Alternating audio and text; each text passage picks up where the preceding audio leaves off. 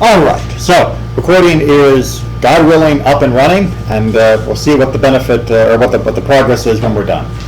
So we are now into the second parasha of our new cycle of reading, and that means, of course, that we have reached Parashat Noach. And Parashat Noach is famous for a whole bunch of water. Right? It's famous for the flood story, for the ark, Noah built an arky, and the animals and twosies. What's that? And his daughters, not so much. I think you're thinking of Lot. Noah's sons had wives, but I can't remember a particular famous thing about Noah's daughters off the top of my head. But I think you're thinking of Lot. And we'll get to that story another time. We'll have to put a little PG-13 warning on the YouTube video before we talk about it. But it's a third try now. Yeah, we'll wait for another time. Noah got drunk story in here. There is another got drunk story. Yes. But that's not going to be our focus today. Oh, good. We're going to focus on a slightly different emphasis. As we talked about a little bit last week, there is some commentary, some consternation about why the Torah was begun where it's begun. We talked about the fact that why bother starting with the story of creation? After all, there are no mitzvot mentioned in that section. And if the Torah is meant to be a manual for living, then shouldn't the Torah only concern itself with teaching us the commandments? What's the point of all these extra stories? And so we talked about that a little bit last week, and I'm trying to edit a recap of that I did by myself so that I can put that up and you can check into it then. But this week we get another answer to why bother teaching these stories if the purpose of Torah should be just the mitzvah. And we're going to get that answer because we're going to get a mitzvah. We're going to get a mitzvah. But you didn't know we had a mitzvah back in the story of Noah. And the mitzvah is not to build an ark. The mitzvah is not to take a bunch of animals. There's good advice not to get drunk. But there is an actual mitzvah in this Torah portion. Anyone know what it is? Good. Chapter 9. Let's find our mitzvah.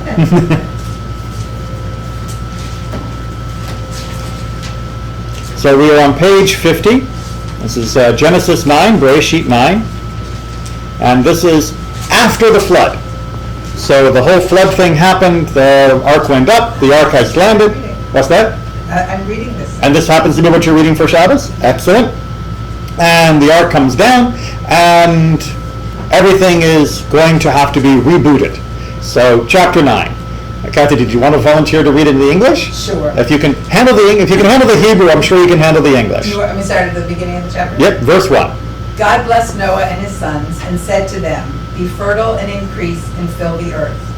The fear and the dread of you shall be upon all the beasts of the earth and upon all the birds of the sky, everything with which the earth is astir, and upon all the fish of the sea they are given into your hand." All right, pause real quick. So think for a moment, because this may sound a little strange, but think for a moment if you were Noah and his sons and wives and their families, and you are on a giant boat filled with all the animals of the world, and all of them step off the boat and turn around and look at you.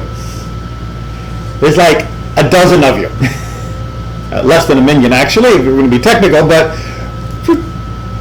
they can just kill you. Right? You got 2 lions there, 2 tigers there, 2 wild boar, and you got a bunch of piddling humans. They were all peaceful on the ark, and that's considered to be a miracle, but now they're back in the world. What chance does humanity have? We're just going to get wiped out. And in the ancient world, this was a real problem. I know most of us may sort of jokingly say, "Oh, I saw there was a bear on the news that walked through someone's neighborhood, and people had to stay in their house." Being attacked by a wild animal was a big problem. And in fact, there's good research to suggest that part of our brains were hardwired to identify snakes.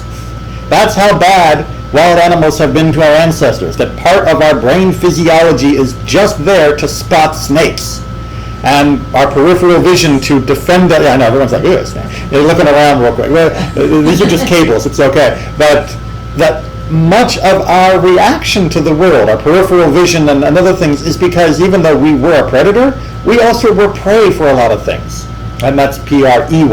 And it was dangerous to have a bunch of animals around, and if we're now going to be outnumbered, then the world is going to be dangerous. And that's why God is giving this promise, that don't worry, the animals will be more afraid of you than you are of them, which we still tell people.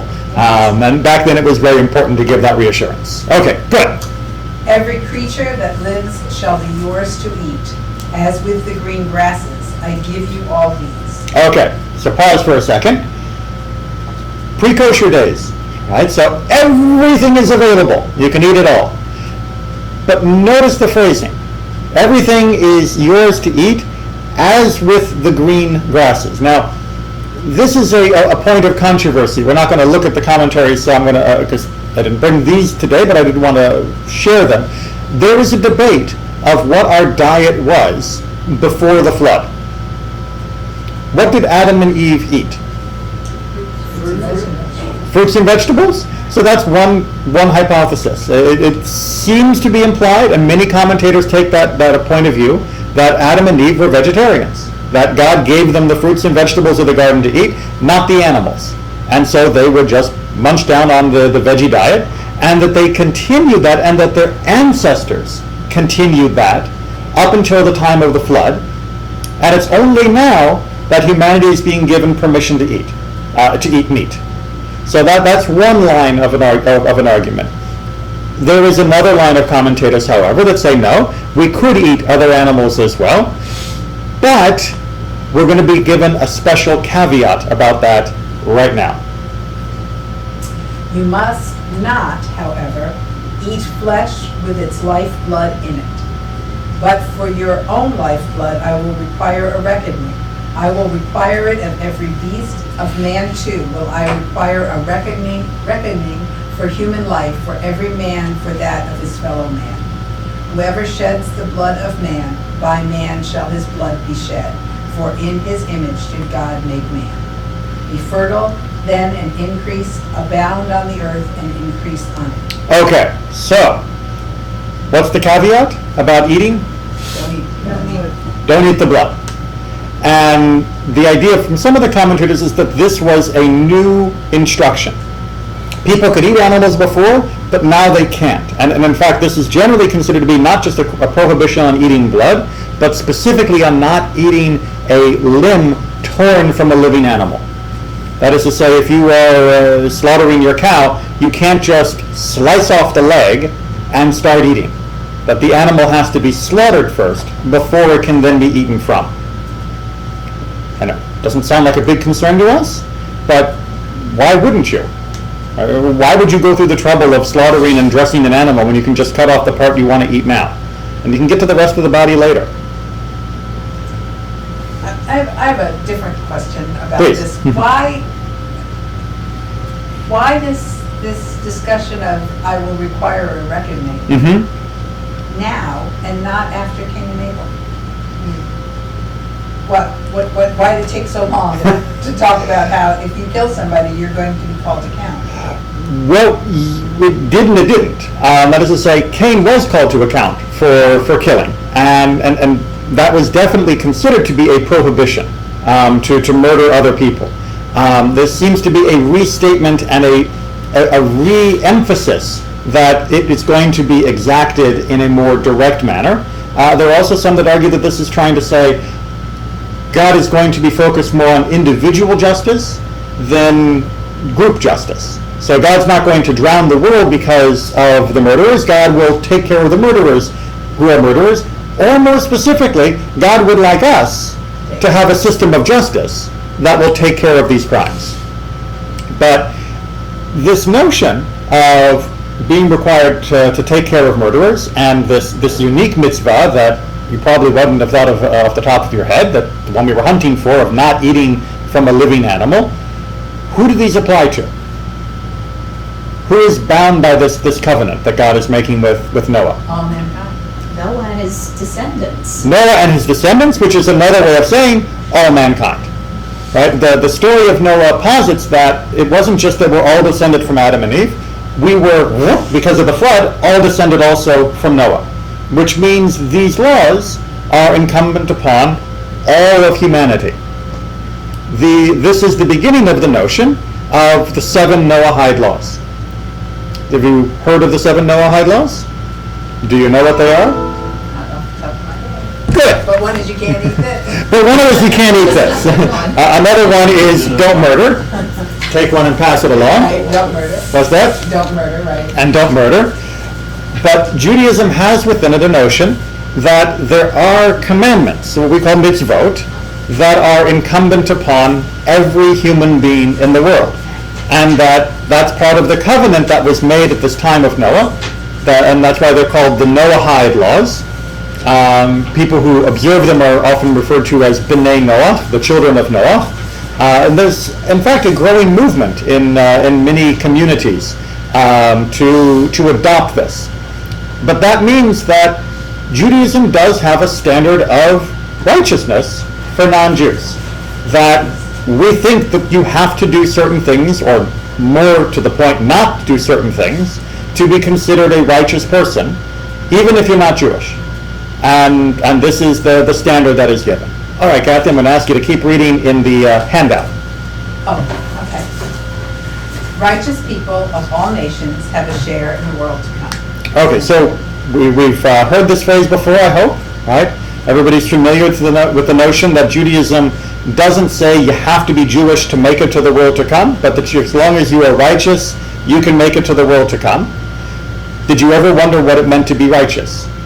Does that mean you have to be the Mother Teresa and go out and save the lepers and do all sorts of amazing charity? Does it mean you just have to don't murder, but everything else is okay? What does it mean to be righteous if we're not talking about the category of righteousness defined by the rest of Torah? What does it mean to be righteous if you're not a Jew? Well, let's see. Concerning 7 religious requirements were the children of Noah commanded: setting up courts of justice, idolatry, blasphemy, cursing the name of God, In case you weren't sure what blasphemy was. fornication, bloodshed, thievery, and cutting a limb from a living beast. What is the scriptural basis for this rule?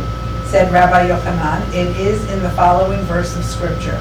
And the Lord God commanded Adam, saying, of every tree of the garden you may freely eat. Huh, that's clear, right? Yeah.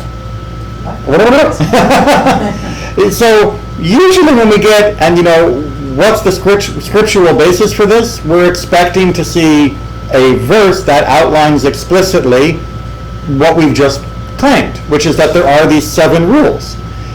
And the verse that's given is the one from all the way back in 2nd chapter in Genesis, when God is talking to Adam for the first time, saying, and the Lord God commanded Adam, saying, of every tree of the garden you may freely eat. And supposedly from that verse, we're going to deduce these principles. This is what's called midrash. Yeah. Right, this is what's called a close reading of the text. And it's also going to be introducing what's known as it's a parallel reading, like a gezerah shava in midrash terms, which means if a word is used here and a word is used over there, then we can make a thematic link between the context of each word. You're going to see the example of it as we start. So, number 1. Number 1, and he commanded. Right, that's the verb that comes from that first part of the sentence. This refers to setting up courts of justice. How do we know that commanded is going to be talking about courts of justice? For scripture says, for I know him, that he will command his children and his household after him, and they shall keep the way of the Lord to do justice and judgment. Right, so when when God is referring to Abraham before the Sodom and Gomorrah incident, one of the things he praises Abraham for being is someone who will command his children to have systems of courts and justice and law. So therefore, because we use the word command there, and because we use the word command here, just as that command must be talking about justice and laws, this command must be talking about justice and laws. Zip zam zoom.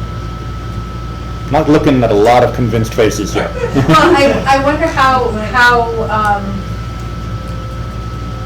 they can do that when you just said 5 minutes ago that these Noahide laws are prior to the rest of Torah. And now you're saying that what's in here is based on something that's for Jews going forward. You mean, how would someone have been able to derive this law if they would have had to wait for Abraham to have had his encounter with God, and for the record of that to be made publicly available through the writing of the Torah, that you could then see the comparison between the two words in the two different sections? Oh, not only that, but what God is telling Noah is for everyone. Right. But what God's telling Abraham is for us. It's two different. Right, that's what I meant by being publicly available, okay. right? I mean, even if the phrasing had been contained within Abraham's family, it didn't get published until the Torah got published, and even then it has to get published a bit more widely than just hanging out with the Israelites. God looked into the Torah and created the law. But God certainly knew it, absolutely. But the question is, how would the non-Jew know it? And this is where we get into a little bit of a chicken and an egg with certain midrashim, which is the midrash isn't coming to prove it from scratch. The midrash is coming to prove it to those of us who only accept proof from the Torah. Now, there are a couple different ways to figure things out in the world. And one of them is to use your sechel, to use your reasoning, to use that process of logic and of understanding how the world works, and to come to certain conclusions. And the other is through revelation, is through the process of revealed knowledge that's been given by God. There is an understanding here that the non-Jews should know what is required of them. But we're going to prove it through our gift of revelation. We're going to prove it through the Torah itself, even if it means we're going to be using a midrashic technique that requires things that happened after the fact to be used to explain things that happened 1,000 years prior. And within the Torah, within rabbinic understanding, that's perfectly fine, because that just means you're proving it doubly. But we're going to come back to this notion of how do you know what you know, and whether it matters that you know it from one source as opposed to another. So how were the non-Jews supposed to know?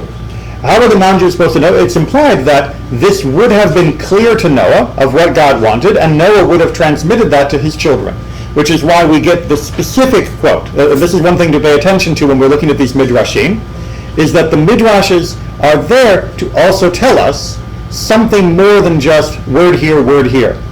Look at the quote that said, that's being used here. Abraham is going to command his children and his household after him. Right? Not just teach, he will command them that they will keep the way of the Lord and do justice and judgment. That's exactly the setup that we have here, is what will God command his children? What will Noah command his children to do? And so that's why they're using this particular verse. They could have used any verse that had to do with commanding them with justice. But they're specifically using a verse here that has a transmissional context and the notion of being passed to the next generation. Because we want to believe that the righteous of the rest of the world have been told what is right and are doing it because of that. We hope. It's not just that they got lucky and did what was right by accident. Let's do a few more and we'll see if it becomes, at least the process becomes clearer, even if it's not quite as convincing as you might like. But I should point out again, this was not written to convince you from scratch to keep the 7 laws. This was written for a Jewish audience to convince them that the 7 laws for the rest of the world were also contained within the Torah. Number 2, the Lord. This refers to blasphemy, and so it is written. And he who blasphemes the name of the Lord shall surely be put to death. Right, so it's mentioning the name of God in this verse from Genesis given to Adam, because that should teach you the name of God is something special, and that you should not use it incorrectly, that it should not be uttered inappropriately. Is it from Leviticus? The quote that's being used in the connected link, the midrash, is taken from the book of Leviticus, exactly. And here we get not just the fact that you're not supposed to use God's name incorrectly, but the consequence of using God's name inappropriately, which is the death penalty. Onward. Number 3, God. This refers to idolatry, as it is written, you shall have no other gods before me. Right, so this is the word Elohim, which is being translated as God in this sense.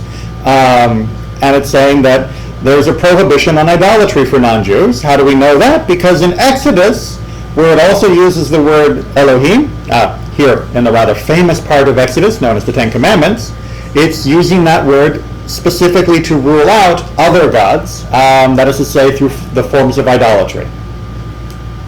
Make sense so far? So we got our 7, we're working okay building up our 7 here. We have justice, we have blasphemy, we have idolatry. One is a pro, the other 2 are cons.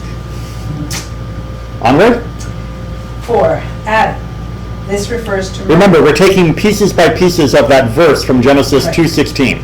So we finally got to the word Adam. And so this refers to murder, as it is written, whoever sheds the blood of a man, by man shall his blood be shed. Which was the verse that we just read. Right, and I just checked. And Adam. Exactly. There's a couple different words you can use for a man, a male, in Hebrew. One of them would be Ish, the other is Adam. And as nothing is a coincidence in the Torah, the Midrash is trying to point out that the reason why God talked to Adam explicitly with the name Adam in this verse, when he could have just said him, is to hearken us towards this verse that we just read in 9:6 that says whoever spills or sheds the blood of Ha'adam, a man, although literally it is the man, which is another phrase that's used for Ha'adam Rishon, the first man, is meant to bring those 2 together. Right? When you hear the word Adam, you should think of murder because of the verse that uses Adam. And of course because Dam, meaning blood, is part of the name Adam. Yes? No? Maybe? Tenuous at best? Tenuous. Okay. Because I don't think that that's usually the first thing that many of us think of when we hear the name Adam. That's because you're linear. So let me give just a quick sort of illustration, right?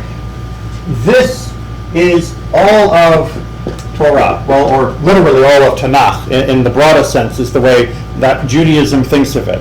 And most of us may think of it as being verse, verse, verse, verse, verse, and the way to understand it is to go from one verse to the next verse to the next verse to the next verse.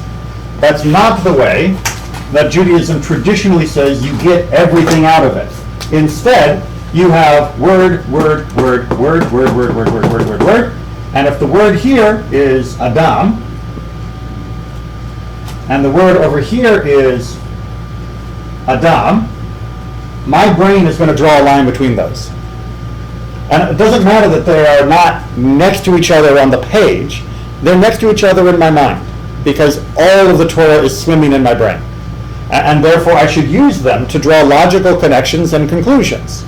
And if you don't do this, this is the underlying principle of Midrash, if you don't use one piece of Torah or Tanakh to answer and inform and explain another piece, then you didn't learn anything. You don't understand it. You could recite from verse 1 all the way to the end, perfectly, flawlessly, in order, no problem. If you didn't notice that there were connections between things, you didn't learn the Torah. All you did was memorize a whole series of words. So this is the conception of how the Torah should be held in our mind. It is a giant soup. And yes, the order of things does matter. It's not like you can just pick and choose and, like those puzzles you can do on the side of your refrigerator that have all those random words and you can do poetry. It's not pick and choose. There are rules for how things linked together, rules of exegesis, but the rules imply that there is a large vat of knowledge that needs to be stirred in order to get everything out of it that you want. You can't just go line by line. So the implication is that you know the whole Torah. Yes. So it's in your head. And the great implication and the great burden is that the Torah should be in you. But that, I was just thinking the same thing, not so much that you should know it all, but the advantage of going over and over and year after Yes. year the same things is because all of a sudden, all Right. of a sudden stands out to you that you for some reason this year, remember you read, in another chapter somewhere else. And then all of a sudden you begin to see a connection or a parallel or some sort of echo. And that is the basis for beginning to see the linkages of what's happening in this. And Jewish exegesis, what we call midrash, is built around this assumption. Which is another reason why, even though we're not B'nai Noach here, even though we are B'nai Yisrael, studying about the Noahide laws is a great way to see this way of looking at our knowledge, at the wisdom that's been given to us. That it's not just learning a list, but it's putting it into the giant blender of our mind and seeing what bumps and sticks together and binds, so that we get new ideas, new mixes. Make sense? A little bit? Again, I'm not expecting you to be 100% on board yet. It takes a while to fully digest this process. A lifetime, but you can begin to digest even if you haven't mastered it before just one lifetime. Okay, onward. We're on to number 5. saying, this refers to adultery, as it is written. They say, if a man put away his wife and she go from him and became another man's. Meaning another man's wife is the rest of, well, it doesn't actually say the word wife in the verses. It's saying going to become another man's, meaning with another man. I know, it's kind of an abrupt ending, but that's what translations do. So, again, we have the word saying, and they say, close enough to go ahead and teach us about adultery, or the prohibition on adultery. And then the final one from this verse. Number 6, of every tree of the garden, but not of robbery, you may eat freely, but not a limb cut from a living animal. Whoop, you went to 7 before me. Oh, sorry, I thought you wanted to keep going. No. Number 6, I want to get. Number 7 is going to be a little bit what we're going to see. We're at the straddle, top the sources. So number 6 is where we get a deduction rather than a midrashic connection. So of every tree of the garden, but not of robbery, which means you can eat from every tree in the garden. Why? Because God just told you you could. If God hadn't told you you could, and you had eaten from it, then you're stealing. Right? If you go to someone's house, and they've got fruit on the table, and they say, help yourself to some fruit, that implies that if they didn't say, help yourself to some fruit, you shouldn't help yourself to the fruit. Right? If they have to give you permission, then until you've received permission, you're prohibited. Everyone see how that logic works? So the fact that God had to tell Adam that he could eat this stuff means that unless you're told you can do things or take things, you can't.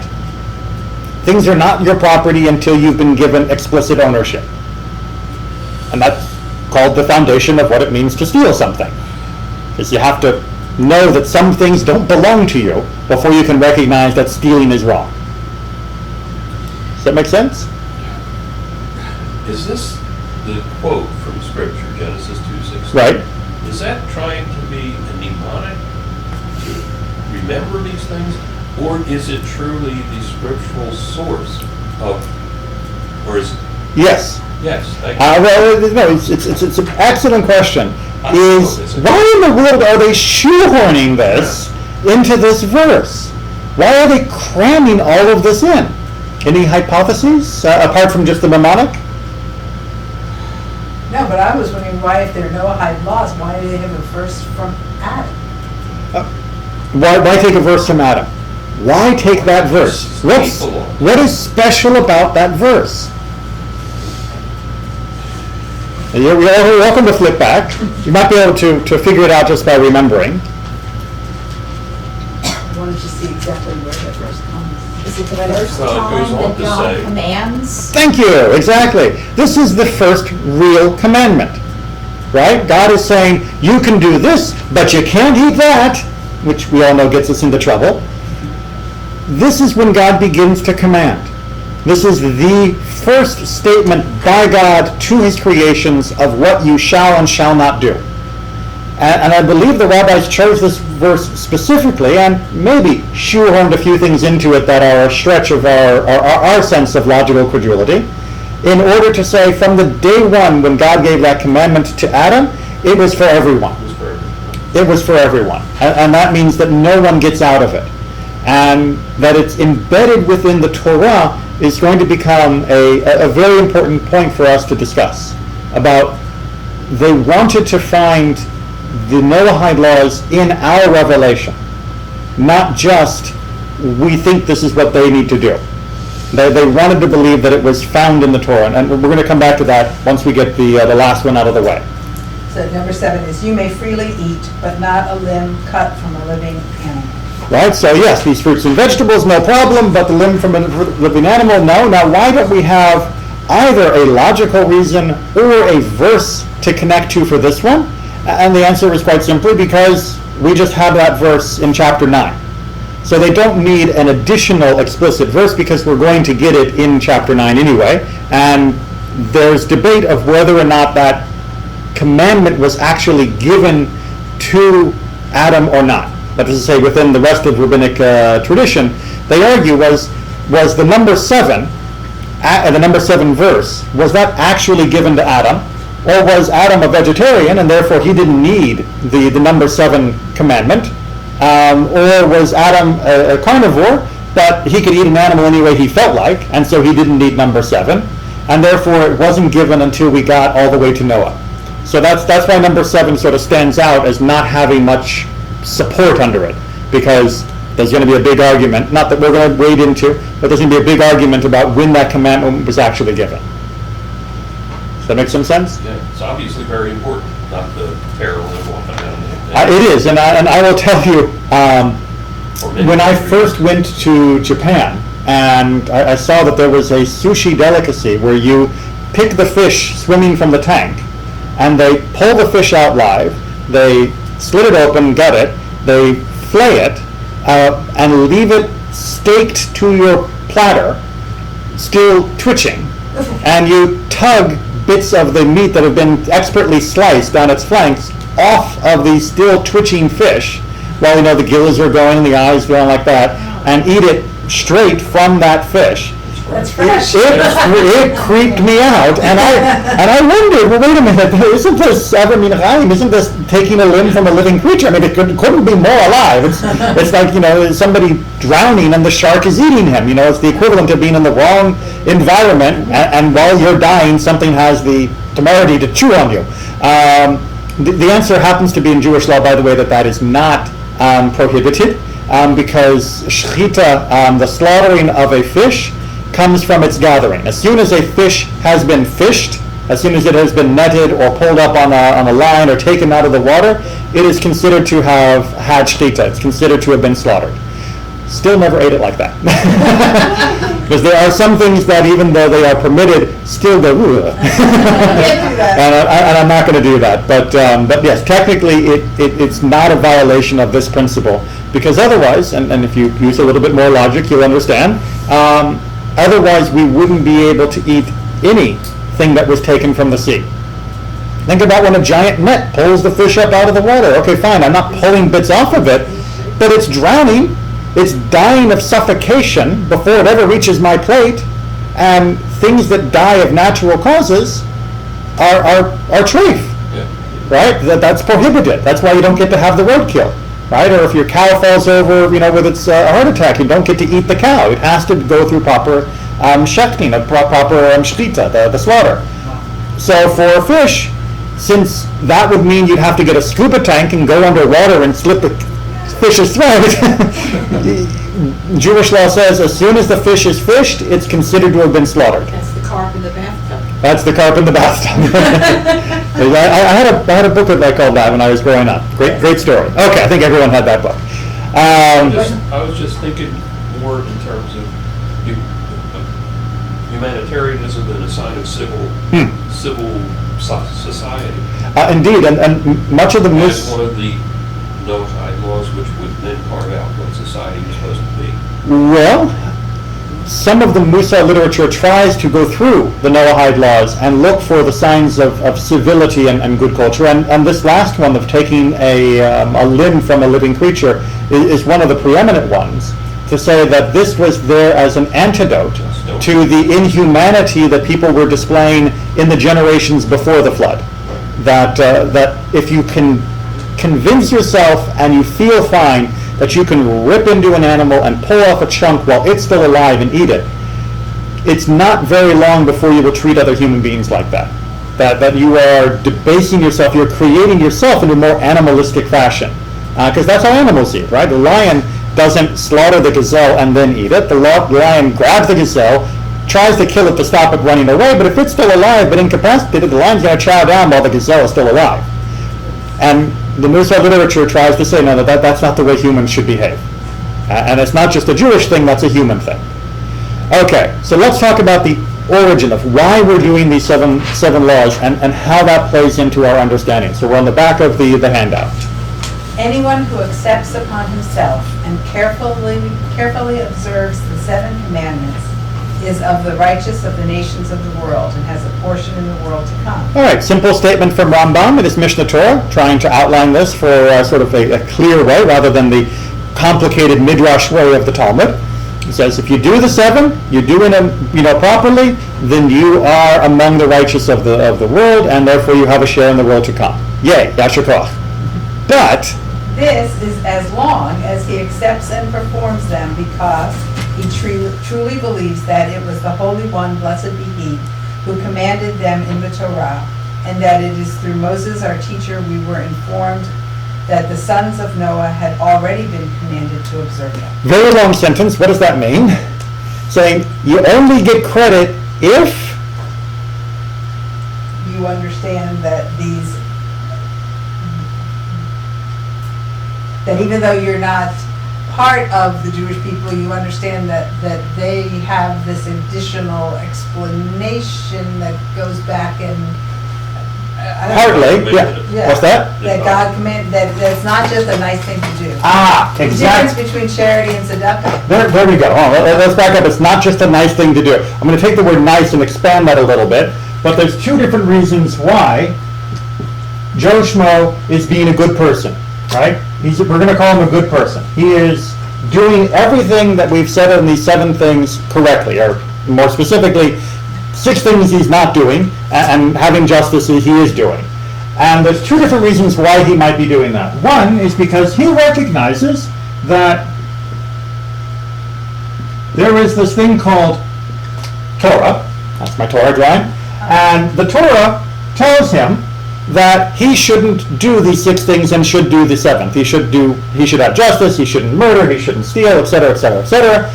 He saw that was what the Torah said, and since the Torah is from God, put God above that, therefore, boom, that's why he's doing it. Same good person, or his twin brother rather, I'm going to see how well my drawing can do here.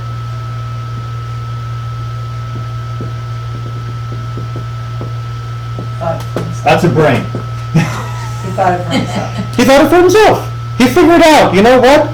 If everybody goes around murdering and that's not a bad thing, that's going to be rough on society, and me personally. Or if everyone, just tears into the animal, that's just, as I did, that's just not good. It's not something I want to see happening. And it would be good if we had justice. The society would work better if we had courts and a legal system. So there's 2 different ways to come to the same good action. And what Rambam is saying here is that only one of them counts. How do we feel about that? Well, I want to read that next sentence. Oh, please read. Sorry. Yeah, please read the next sentence. Yes. But if he observes them because he reasoned it himself, then he is not considered a resident convert and is not of the righteous of the nations of the world, but merely one of their wives. Okay, so if you just figure it out for yourself, then, that's a mortarboard. You're a smart guy, university educated, no problem. I know. Here, we'll give him a diploma. There. All right? So if you're just a smart guy, you'll know what the good is. And this is a big point for Rambam that he explains in many other places as well, that most of these commandments you should be able to sort of figure out on your own. That if you had a little bit of common sense, a little bit of the use of reason and of observation of society and human nature, you should know pretty much almost all of these 7. But if you do them for only that reason, only because of a rational acknowledgement of them, then you only are wise, and you're not considered righteous. Now, what's the penalty for that, though? If You're going to share in the world. you don't get a share in the world to come. So I may be able to compliment you for being brilliant and figuring out all on your own that you shouldn't murder someone, and I may be even happy to live next door to you because you're behaving in a good manner. But according to Rambam, when you die, that's all you wrote. You don't get a share in the world to come. You had a question, comment on that? Well, I have a question. So, I've always held or been told or whatever that we start at creation Mm-hmm. because God is God of the entire world, Mhm. not just the Jewish God. Right? So if you're doing those things because of some other faith tradition that teaches you that God says you should do those 7 things, Mhm. does that count? Ah, Is it God? Is it God, or is it some other? So do the people who get the title righteous of the nations have to be acknowledging God as we call God? Or can they believe, and because monotheism is part of this, can they believe in a monotheistic faith and call their God by some other title, and even claim that they are aware of this knowledge from some other source than through Torah, and still be considered by Judaism in general as being righteous? Like a Buddhist or Hindu. Right. Like a Buddhist or a Hindu or even an agnostic who says, well, I believe there probably is a God, but I'm not sure what faith tradition is the real one, but I do know these things are what any God I would believe in would want. Or Christian, exactly. Well, Christian's a little bit more complicated because they share our Bible for at least part of it, and so it's a more of a gray area. But for other faith traditions that don't share, although again even Islam, although they don't share the actual text, they do share much of the stories and the belief that they are derived from the same God. Right. But what would we say? Or let me put it differently. What would Rambam say? According to this, they'd be wise. According to this, if they denied that there was that the source was, even if let's see if I can do this some other way. So we've got the third path, we're going to call it, right? And the third path teaches you to do this, and the third path even has a God component to it. Does that put them in this category, or does that put them in this category? What Rambam, I think, would say is, if they think their God isn't our God, then they're in this category. That they are, if they think that their God is just something completely different, or they think our God is something completely different, yet they come to the 7 laws on their own, they're good, they're wise, but they're not righteous, because they're denying the validity of our God. On the other hand, if they think their God is called XYZ, and they think that our God is called what we call our God, and those are just 2 names for the same source, I think Rambam would probably be a little bit more lenient in interpreting them as being part of the righteous. I don't think Rambam was arguing that people had to acknowledge God in Hebrew as being their God and couldn't use a monotheistic and righteous path that had a different frame of reference, a different name for God, but we're still accomplishing the same thing without denying ours. So it gets a little slippery. It gets a little slippery, and that's why we're going to look at the 2 last quotes that are trying to hopefully make it a little bit less slippery. Unlike the Noahide laws or those of other nations, these are divine rules whose deep mystery is based on a belief in the creation of the world. All right, so this is from Abarbanel, from Parashat Mishpatim, which comes right after the 10 Commandments and has a whole bunch of other laws. And what Abarbanel is trying to say here is that unlike the Noahide laws, it's going to be important, unlike the Noahide laws, those laws in Mishpatim, meaning the other Torah laws, only come through divine revelation and therefore are deep mystery based upon our belief in creation.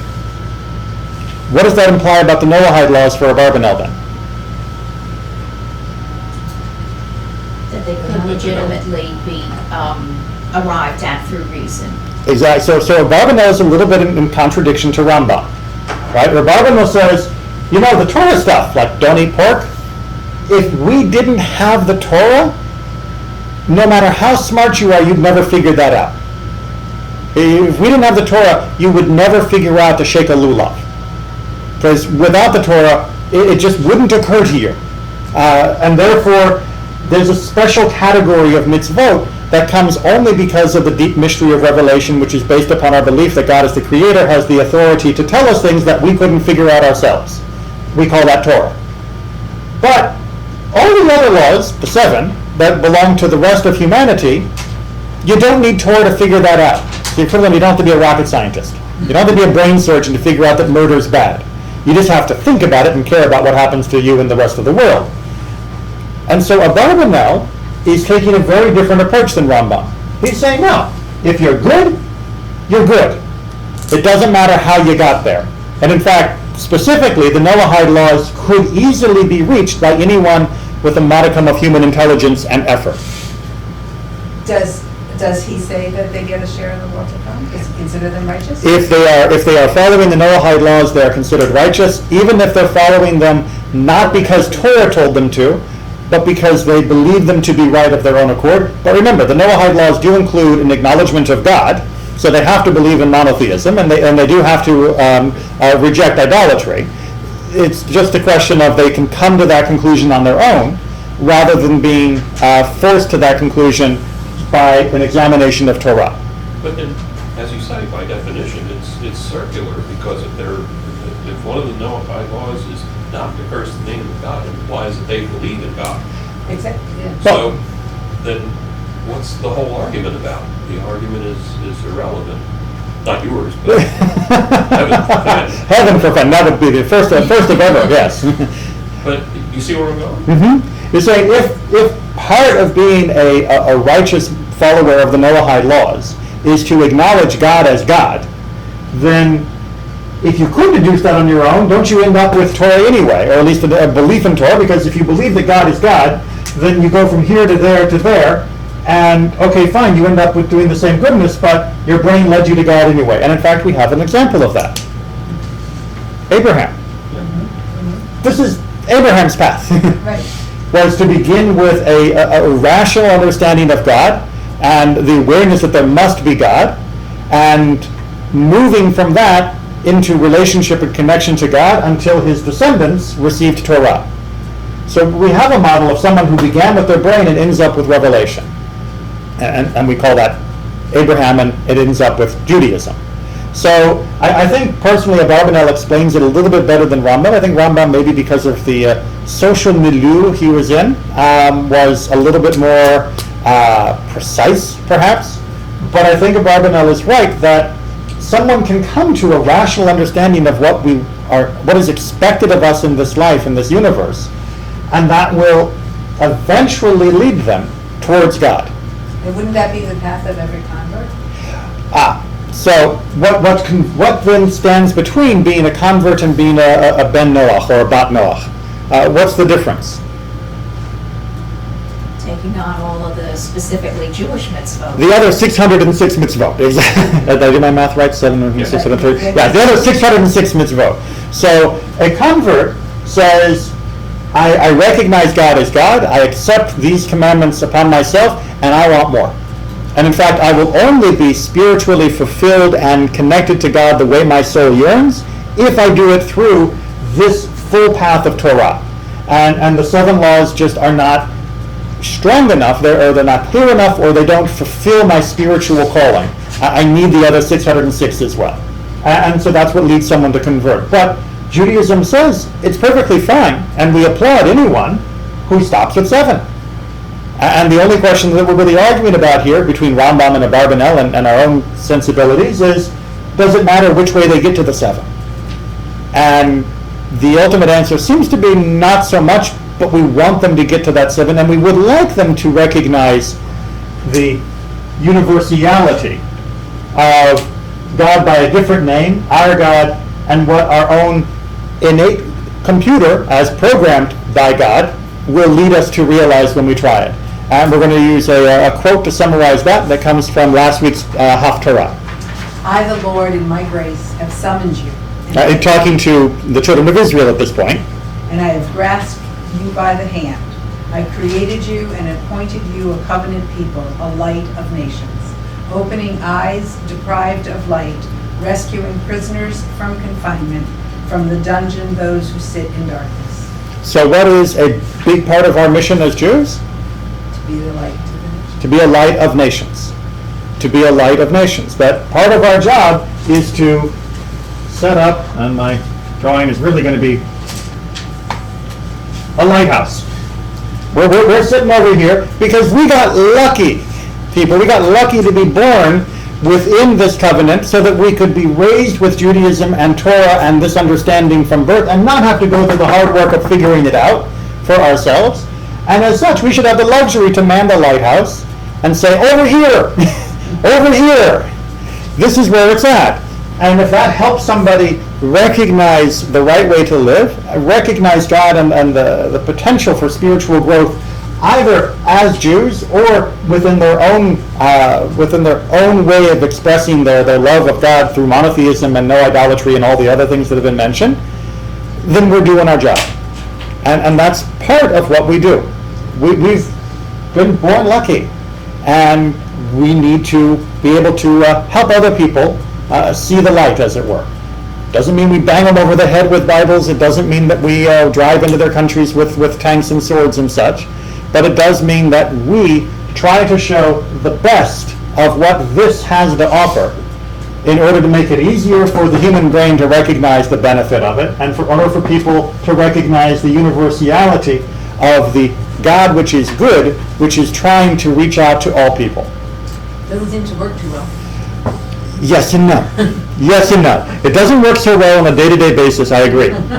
But when you look at the course of human history, it sounds a little prideful, but the world that we live in today was built through Jewish values and was built through the ideals that were first promulgated in Torah. And they may have been changed and modified here and there, and certainly theology much in different religions and faiths and even among atheists and agnostics. But these 7 laws, blasphemy and monotheism notwithstanding, all the other ones most people agree with intuitively.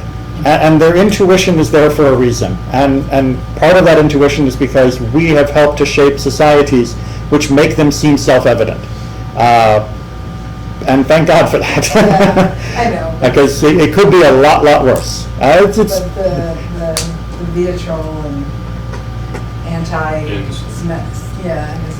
Oh. It's because we're the role model. I understand that too, but I mean, it's not easy. You know, people who live near the lighthouse probably complain that it keeps them up at night. So maybe They put them out far away. Exactly. So maybe we shouldn't be so surprised that when we live in a society which has made great strides that are incomplete, just as our own journey is incomplete, that they are still upset with the light that we're trying to transmit. But and for those that aren't interested in light, of course, they're not going to be too happy about it. But that means they need the light more than anyone. So keep shining. Don't be surprised the job's not over, and keep learning. I think what I find so distressing is the venom among Jews of different beliefs, or not beliefs, but differing viewpoints as to what is appropriate. The internal antagonism has 2 roots, and one of them is good, and the other is fundamentally evil. So there's a good root for the internal antagonism, which is we want to do the right thing. And if I think you're doing the wrong thing, I'm going to tell you I think you're doing the wrong thing. And that's entirely appropriate if I'm doing it for your benefit. If I'm really trying to criticize what I've seen you do because I believe you can do better and you should be doing better. But if I'm doing that because I want to control you, because I want to be number one, or because I feel that my own way of life is threatened by the differences between us, and I fail to recognize that yours is a legitimate alternative, which Judaism has always embraced and allowed, then unfortunately that's an antagonism that comes from a very dark source, and one that needs to be removed from our own hearts as well as from our fellow Jews. And that we're still working on. And we have been working on it for a few thousand years. More often than not, the positive side is what's there. And more often than not, we need to make sure that's why we're doing whatever criticism we may have. But we have to be aware of that other tendency. Now this Klinghoffer opera. I have two cousins on this totally opposite side, and the emails that go back and forth it's almost comical. One of them ended up saying to the other one in an email, your father would be ashamed of you. Yes, which is always a helpful... It was like, enough already. Yeah, that's always a helpful thing. And one thing to sort of remember is that even within Jewish discussions, we still have to use this in order to guide our discussions. And not imagine that my understanding of the Torah is the only understanding. So yeah, when you begin to invoke the spirits of the dead because I know what they would feel, you've really lost the moral high ground in that argument. The response was, my father always enjoyed a good argument. And we should. A good argument. A good argument is a blessing. It's the bad arguments we could do without. Okay, on that note, let's hope for only good arguments.